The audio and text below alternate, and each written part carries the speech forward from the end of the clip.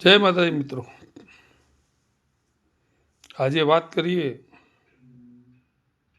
સંબંધોની. બે પાકા મિત્રો, એક હીરાનો વેપારી, એક કરિયાણાની દુકાન ચલાવે. બંનેને ઘેર સંતાનો મોટા થાય. જે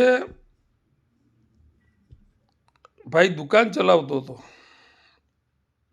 એને એક હીરો મળ્યો રસ્તામાંથી. એને ઘેરે લઈ જઈને પત્નીને આપ્યો કે લે આ હીરો છે, કોક દર કામમાં આવે.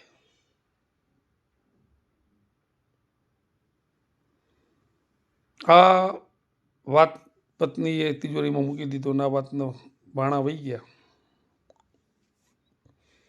એક દિવસે અચાનક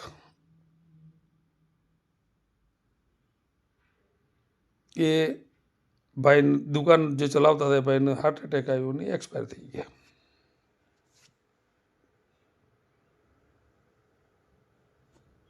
ધીરે ધીરે ઘરની પરિસ્થિતિ બગડવા માંડી. એનો મિત્ર જે હીરાનો વેપારી હતો એ રોજ આવે, ખબર અંતર પૂછે. જ્યારે વધુ પડતી પરિસ્થિતિ બગડી એટલે નક્કી કર્યું કે દીકરાને આપણે ક્યાંક કામે લગાડી દઈએ. એટલે એમને યાદ આવ્યું કે આપણે હીરાના જે વેપારી મારા પપ્પાના મિત્ર છે તો એમની ઓફિસમાં જ નોકરી કરવાનું કંઈક ગોઠવીએ. એટલે એ લોકોએ એમને વાત કરી એટલે કીધું વાતો નહીં, ગોઠવી દઈશું, સમય થોડોક જવા દો. એ દરમિયાન એની માતાને યાદ આવ્યું કે પેલો હીરો પડ્યો તો ત્યારે એના બાપાએ મને આપ્યો તો એ તારે તકલીફ છે તો વેચી મારીએ.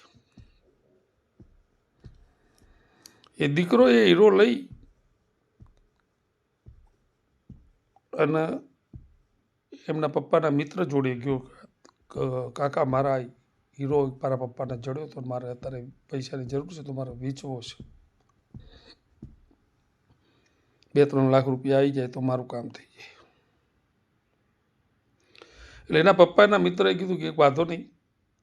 એમને હીરો જોયો, હીરો હતો નકલી, પણ એ કંઈ ના બોલે. એમને કીધું વાંધો નહીં, તું કાલથી આપણે ત્યાં નોકરી આવી જા અને આ હીરો હું તારો 2.5 લાખ રૂપિયામાં લઈ લઉં છું. એમને 2.5 લાખ રૂપિયા આપી દીધા. ધીરે ધીરે છોકરો બીજા દિવસથી નોકરી ત્યાં જવા ચાલુ કરી. એટલે પેલા એના કાકાએ પેલો જે હીરો હતો ને એને કીધું કે આ હીરો ને તારા જોડે તું સંભાળીને રાખ, તારા જોડે જરૂર પડશે એટલે આપણે હું વેચીશ. એટલે એને જે ઓફિસમાં લોકર આપવામાં આવ્યું હતું એમાં લોકરમાં એને હીરો મૂકી દીધો. ધીરે ધીરે આ દીકરો હોશિયાર થતો ગયો. પરંપરાગત હીરાની અંદર કાબેલ થયો, હીરાની પરખ થવા માંડી, એને ખબર પડવા માંડી. એમ કરતાં કરતાં 2-2.5 વર્ષ વહી ગયા. એટલે દીકરાને એકવાર એમ થયું કે લાઈને મારું પોતાનું હું ઊભું કરું એમ્પાયર. આ વિચારો એના મગજમાં આવ્યા એટલે એને થોડીક કામમાં આળસ કરવા માંડ્યો. એના પપ્પાના મિત્રએ કીધું કે તારે અલગ કરવું હોય તો કર, વાંધો નહીં, પણ કે જે પેલો મેં તને હીરો હાચવવા આપ્યો હતો ને એ વેચી, મારે જરૂર છે તો એ વેચી માર અને પછી તું અલગ થઈને જજે. એ દીકરાએ બીજા દિવસે એ લોકરમાંથી હીરો કાઢીને જોયું, ઓહો આ હીરો તો નકલી છે, ક્યાંથી વેચાય?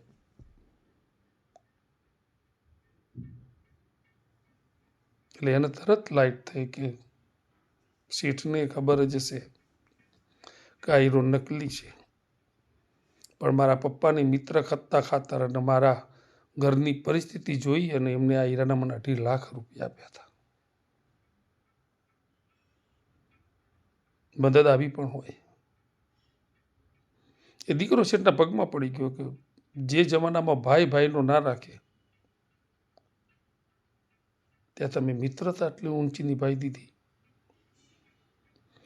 એટલે શેઠે જવાબ આપ્યો કે એ દિવસે જો મેં તને કીધું હોત ને કે આ હીરો તો નકલી છે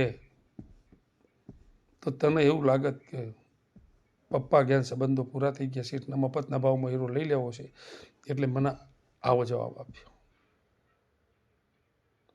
મોરલ ઓફ ધ સ્ટોરી એ છે કે સમય, સંજોગ, કોઈની તકલીફ, કોઈની જરૂરિયાતને સમજો